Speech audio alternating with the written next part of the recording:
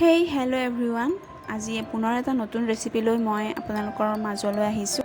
আজি মই আমাৰ সকলোৰে প্ৰিয় জিলাপি বনাইছোঁ। তো চাওকচোন ভিডিওটো শেষলৈ মই কেনেদৰে বনালোঁ। ইয়াতে মই এটা চচপেনত চেনি একাপ লৈ লৈছোঁ। তাৰপিছত তাত মই হাফ কাপ ৱাটাৰ যোগ কৰিছোঁ। তাৰপিছত ইয়াতে আৰু কেশৰ দিলোঁ। ইয়াতে আৰু ইলাইচি এটা দি দিছোঁ। অকণমান লৰাই দি ইয়াতে মই অকণমান নেমুৰ ৰস দি দিম আৰু অলপ ফুড কালাৰ দি দিছোঁ। এইখিনি অলপমান মই ডাঠ হোৱালৈ লৰাই থাকিম।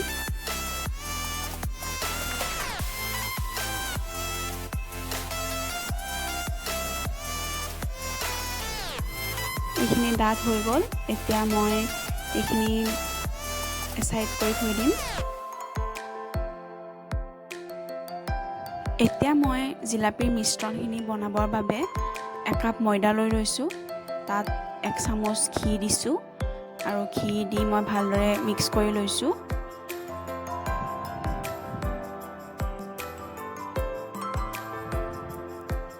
তাৰপিছত মই ইয়াতে হাফ টিস্পুন বেকিং পাউডাৰ দি দিছোঁ আৰু অলপ অলপ পানী দি মই এইখিনি মিক্স কৰি যাম।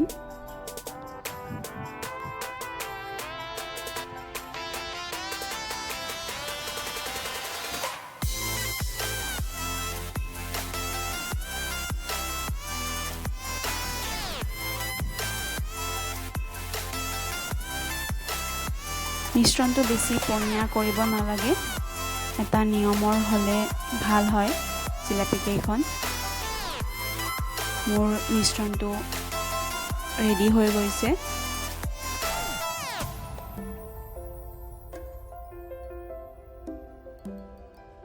এতিয়া মই মিশ্ৰণখিনি এটা পেকেটত লৈ ল'ম।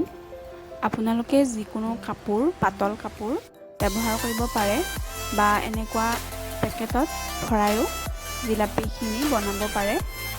বহুত ভাল হয়, ইজি হয়। চ' মই এতিয়া মিশ্ৰণখিনি ইয়াতে দি দিম।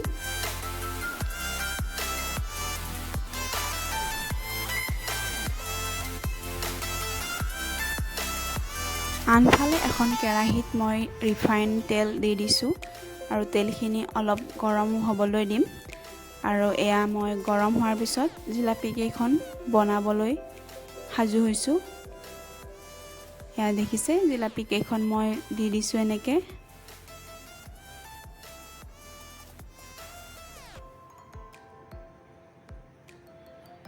আৰু অলপ সময় মই এইখিনি কেৰাহীত ৰাখি থ'ম। তাৰপিছত এইকেইখন মই জিলাপিৰ যিখিনি মই চাটনি তৈয়াৰ কৰিছিলোঁ তাত দি দিম।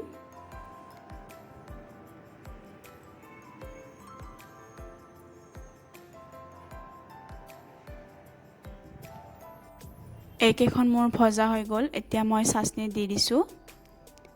এইখিনি মই ৰেডি কৰি থোৱা চাটনি।